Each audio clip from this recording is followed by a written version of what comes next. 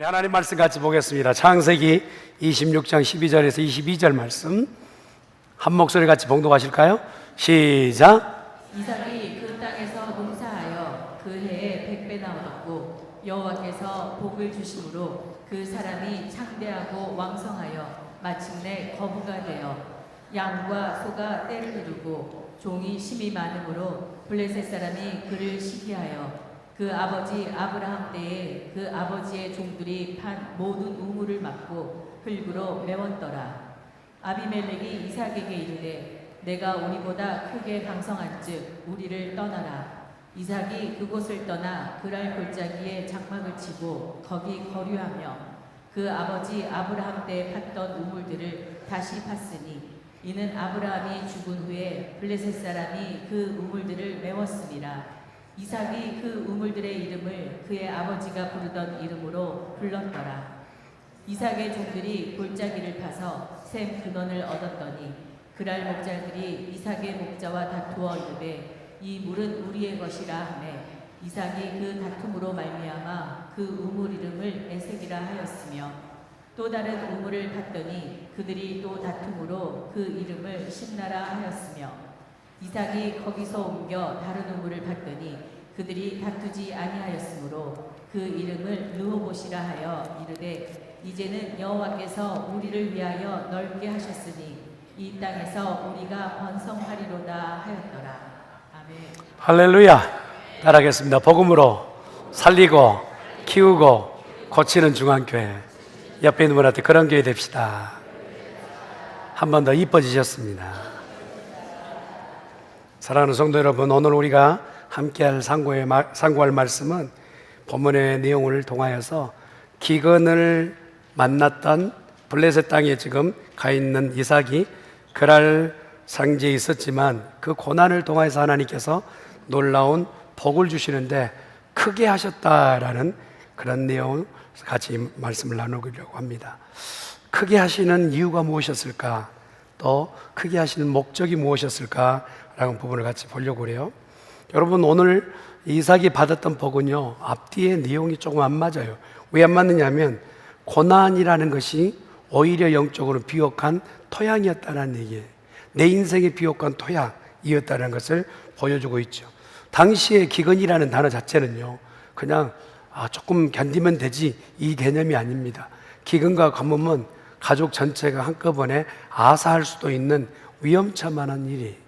그런데 이 기근을 통하여서 하나님께서 그 땅에 가서 거기에서 농사 지어라 이 말씀을 하실 때 아니 이것은 안 되겠는데요. 예전 아버지 때가 애굽에 내려가서 피신하여 그곳에 좀 머물렀던 것처럼 그렇게 가서 살면 안 될까요?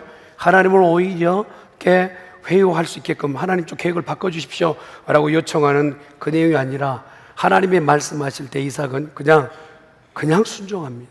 그냥 순종하면서 이런 기근과 가뭄의 모습을 보면서도 하나님 분명한 뜻과 계획이 있으리라 라고 하는 절대적 하나님의 능력을 의지하는 장면을 보게 되는 것이죠.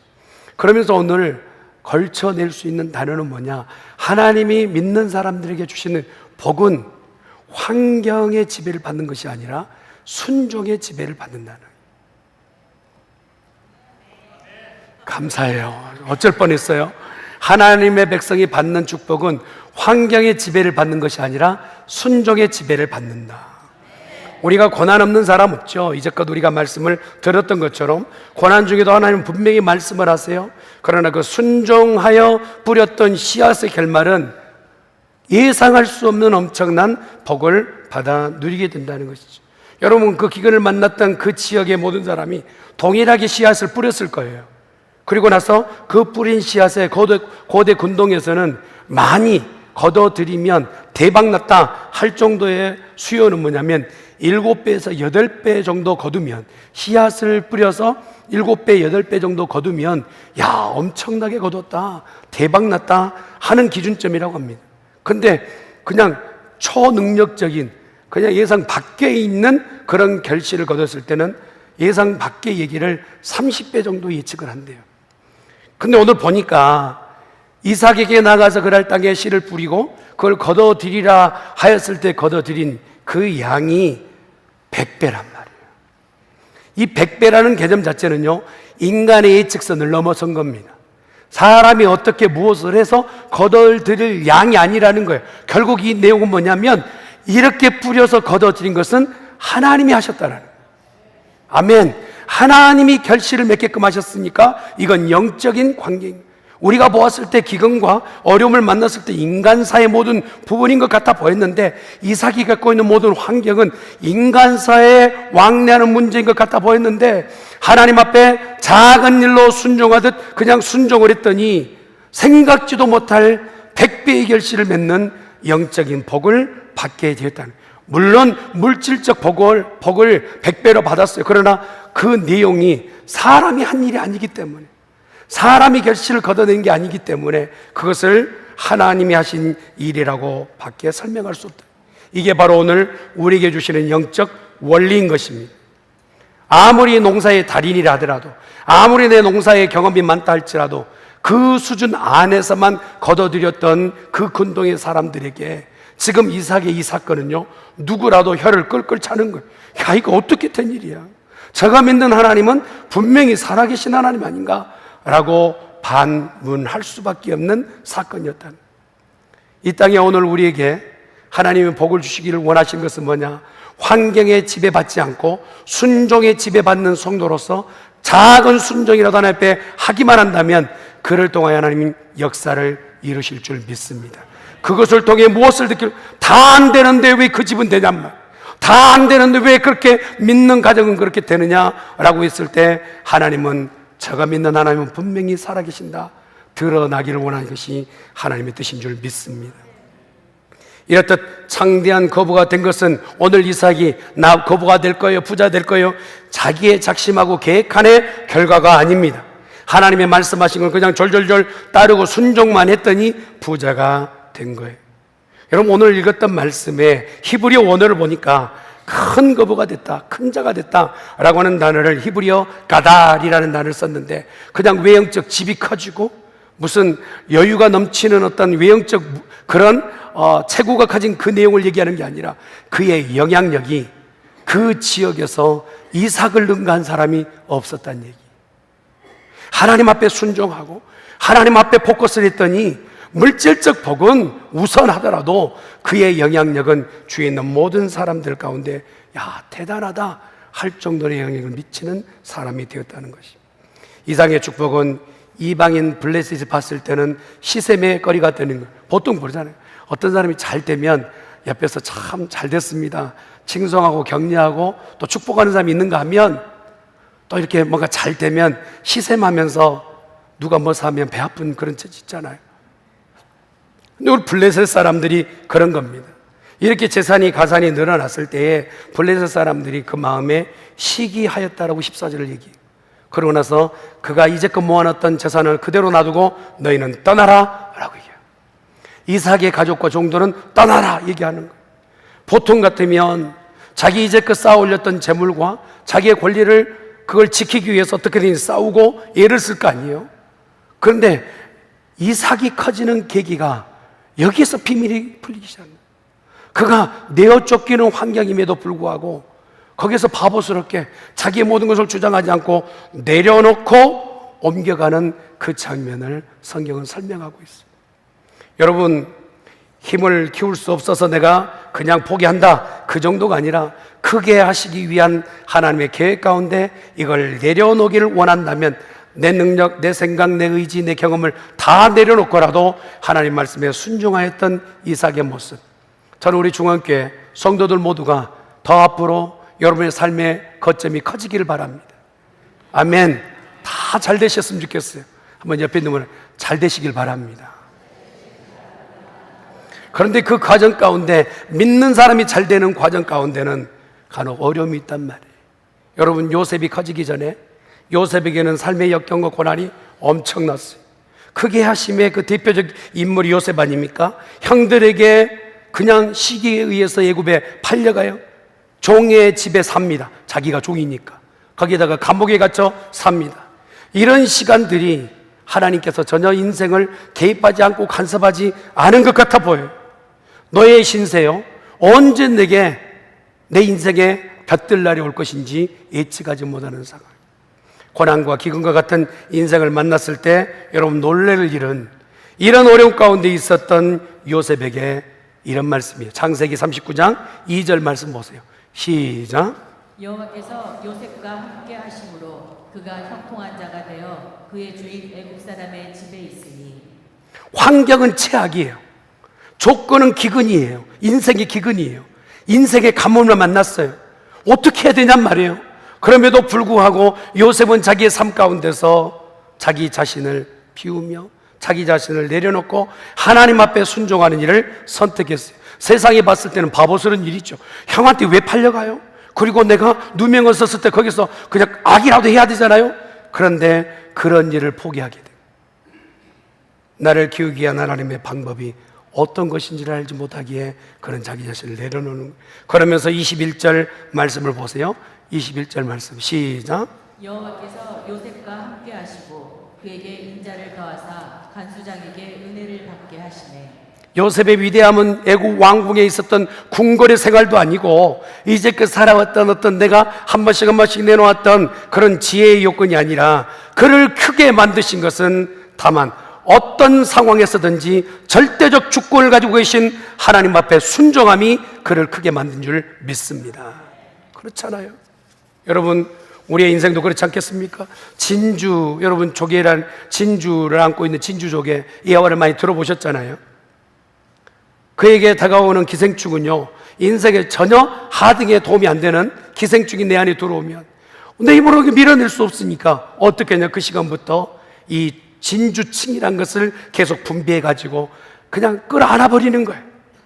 내 인생에 도움이 안 되는 것 같은 것인데도 끌어안고 인내하고 그것을 하나님의 도움을 의지하면서 나중에 그것이 강력한 금이 돼서 진주를 만들어내는 요기처럼 사랑하는 성도 여러분, 인생의 어려운 기근을 만나고 어려움을 만났을 때마다 하나님이 내게 주시는 나를 크게 하실 찬스라고 믿고 믿음으로 뚜벅 걷는 성도 되길 간절히 축원합니다. 거기에 오늘 보니까 시기와 다툼 속에서도 믿음을 잊어버리지 않았던 이삭이었던 것을 보게 됩니다. 이런 축복을 향하여서 주위 있는 사람들이 시기이랍니다. 모든 사람이 시기하고 오히려 내어 쫓겨난 곳에서도 이제 우물을 다시 팠는데 그 우물을 덮고 이런 상황이 있게 돼요. 15절의 말씀 그 이후에도 보면 믿음의 사람이 좋은 결과를 있게 되면 사단은 그냥 두고 보지 않습니다. 믿음의 사람이 복을 받으면 주위 있는 사람이 핀잔하고 그러고서 믿음에서 떠나게끔 만들지. 우리가 영적으로 우물과 같은 생명수를 받아 마시려 하면 주위에 있는 악한 것들이 와서 그 우물을 그냥 덮어버리고 묻어버리고 하지 못하게 만드는 상황들이 있단 말이에요. 그럴 때 악의하며 다투는 것이 우리의 삶의 모습이 아니라 오히려 그 문제를 끌어안고 하나님 앞에 나아가는 것. 그래서 블레셋 사람이 뭐라고 얘기합니까? 네가 우리보다 크게 강성한 즉 우리를 떠나라. 거부가 되어 군사적으로 강력하게 뭔가 이끌어서 사람들과 악의하고 다투는 그런 이삭의 모습이 아니라 떠나라 했을 때 바보처럼 그걸 결정하고 떠나는 장면이 있어요. 여러분, 이야기 스토리를 봤을 때는 이삭의 모습, 우리가 본받고 싶은 모습은 아닌 듯해 보여요. 그러나 우리가 알아야 될 것은 이삭이 지금 가장 강점으로 하나님 가장 크게 하신 이유가 뭐냐? 떠남과 온유했다라는 거예요.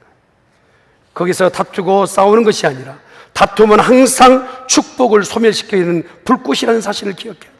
어느 자리는 내가 은혜를 받았고 어느 자리는 복을 받았더라 할지라도 그곳에 다투고 있다면 그는요 축복을 끄는 불꽃을 켜는 것이. 그래서 우리 삶 가운데 어려운 문제들을 만났을 때 그 문제 앞에 다투는 것이 아니라 오히려 온유한 모습을 나타내는 거룩한 백성이어야 될 줄 믿습니다. 19절의 말씀이 뭐랍니까? 너희가 친히 원수 갚지 말고 하나님의 진노하심에 맡기라. 로마서 12장 19절 이렇게 한번 따라 합시다. 너희가 친히 원수를 갚지 말고 하나님의 진노하심에 맡기라. 믿음의 태도는 어떤 것이냐? 가장 완벽한 예인 예수님의 모습을 봐야 돼. 예수님은 그들을 사랑했던 이들에게 등돌림을 당하셨어요. 그리고 그 많은 음식을 받아 먹었던 자들에게 손가락질의 대상이 되었어요. 예수님 기적을 나타내 보였던 그들에게서 저를 십자가에 못 박으라 하는 그 힐난을 듣게 되었어요. 그런 상황에서 예수님께서 저 왼수 같은 놈들 하며 예수님이 말씀하지 않으셨어요. 오히려 십자가에 못 박혀 죽으시며 당신이 얼마나 온유하신지를 보여주셨어요. 이게 온유가 바보인 것 같아 보이고 바보스러운 것 같아 보이지만 결국 예수님께서 십자가에 못 박혀 죽으심으로 온 인류 가운데 복음이 증거되며 예수 그리스도의 이름이 더 커지게 된 줄 믿습니다. 이삭이 그랬단 말이에요. 내가 쫓기고 우물을 다 덮어버리고 하지 못하게끔 방해했던 그때 그냥 옮겨가는 그런 장면을 보게 돼요. 여러분, 나무도 보면 태풍이 불고 바람이 불면 내가 이걸 견디리라 버티고 그냥 딱딱한 나무는요, 그 바람이 휩쓸고 갈 때 그냥 뿌리째 뽑히는 경우가 있어요. 그러나 유들유들해가지고 바람이 불면 부는 대로 이렇게 취권처럼 움직이는 나무는요, 어떤 풍랑과 어려움이 있다 할지라도 뿌리 뽑히지는 않는다. 세대 가운데 우리 각자가 환난을 말하고 어려움을 만날 때 여유롭게 또한 온유한 자세로 세상을 이겨내는 성도 되길 간절히 축원합니다. 셋째로 말씀을 마무리 짓게요. 우물을 통해 우리 가운데 주시는 복이 있단 말이죠. 여러분, 아브라함이 먼저 봤던 이 우물은요, 그냥 우물의 의미가 아니에요. 그 이전에 받았던 말씀, 오늘 현재 받고 있는 말씀, 앞으로의 약속에 대한 모든 것들이 한꺼번에 함몰되어 있는 그 장소가 우물이었어요. 그런데 오늘 블레셋 사람들이 이 우물을 다 덮어버렸다. 내 믿음도, 내 생각도, 내 미래도, 비전도 다 덮었어요. 얼마나 화가 날 일이냔 말이에요. 그럼에도 오늘 이삭은 블레셋 사람과 다툼보다는 그곳에 옮겨서 하나님, 이제껏 100배의 결실을 주시고 물질을 주신 것은 내가 잘해서 쌓아올린 것이 아니라 물질 주신 분은 하나님이신 줄 믿습니다. 이 모든 것에 다시 옮겨간다 할지라도 다시 새롭게 나에게 복 주실 분도 하나님임을 믿습니다. 감정으로 반응하지 않게 하시고 하나님의 말씀 앞에 순종하는 백성 되게 해주시옵소서 라고 그렇게 결정하게 돼. 티격태격하지 않아요. 다툼하지 않아요. 대적 앞에서 자기의 성과를 내놓지 않아요. 결국에는 그가 얻어낸 게 뭡니까? 몇 번에 여러분 우물을 옮겨가고 하다가 마지막 우물에서 르호봇이라는 이름을 갖게 돼요. 르호봇이라는 이름은 한번 따라합시다. 넓은 장소로다. 여러분, 인생의 협착한 곳에서 하나님께서 기근을 만나고 어려움을 만나고 나를 어렵게 했던 이들을 만났을 때 하나님은 나를 더 넓혀가시는 과정이라 믿을 수 있게 간절히 축원합니다. 아브라함이 자기 친족 롯의 그 목동들과 다툴 때 그는 아웅다툼하지 않아요. 야, 내가 백부인데 네가 이렇게 버르장머리 없이 할 수 있어? 하지 않아요. 네가 좌하면 나는 우하겠고 네가 우하면 나는 좌하겠다 하였더니 하나님께서는 아브라함이 가는 길에 더 크고 확장된 놀라운 복을 허락해 주신 줄 믿습니다. 다윗을 보세요. 그가 꿈꿨던 일은 무엇입니까? 왜 다윗을 그렇게 확장하고 그 왕대 가운데 다윗을 늘 기억하시고 이세 아들 다윗을 보니까 내 마음에 합하다 했느냐면 그가 어려움을 만나죠. 기근과 같은 사울의 내 쫓기는 어려운 문제를 만나잖아요. 그럴 때마다 하나님 한번 주신 그 약속을 잊어버리지 않고 그 약속을 킵하며 순종하는 자리 있고, 왕궁이 지어졌을 때 나는 이런 거창한 왕궁에 사는데 우리 하나님은 왕궁도 아니고 저 작은 천막에 계시는구나 하면서 마음 아파할 때 하나님께서 다윗을 기억하시며 이렇게 약속을 주시는 거예요. 사무엘하 7장 8, 9절 말씀 같이 보겠습니다. 시작. 그러므로 이제 내 종 다윗에게 이와 같이 말하라. 만군의 여호와께서 이와 같이 말씀하시기를 내가 너를 목장 곧 양을 따르는 데에서 데려다가 내 백성 이스라엘의 주권자로 삼고 내가 가는 모든 곳에서 내가 너와 함께 있어 내 모든 원수를 내 앞에서 멸하였음즉 땅에서 위대한 자들의 이름같이 내 이름을 위대하게 만들어 주리라. 할렐루야. 내 이름을 위대하게 만들어 주리라. 오늘 축원교회에 참석하신 모든 성도들이 하나님 앞에서뿐만 아니라 세상 앞에서도 위대한 인물들이 될 수 있기를 간절히 축원합니다. 그러려면 먼저는 신앙 안에서 온유하고 하나님 뜻에 순종하는 복된 우리 가족들 되기를 간절히 축원합니다. 아멘. 기도하십시다. 전능하신 여호와 하나님 아버지, 이 땅에 사는 동안 인생의 기근을 만나고 가뭄을 만나기도 합니다. 그러나 그 기근과 가뭄을 통하여서 우리 안에 이유를 알지 못하여 하나님 앞에 반목하고 갈등하며 원망하고 불평하던 입술을 이제 닫게 하시고, 하나님 나를 통하여 어떤 일을 하시기를 기대하십니까? 순종하며 하나님의 뜻을 붙잡고 앞으로 믿음으로 더욱더 걸어 우리 교회뿐만 아니라 우리 성도들의 삶이 더 커지는 역사만 있게 하여 주시옵소서. 감사하고 예수님의 이름으로 기도드리옵나이다. 아멘.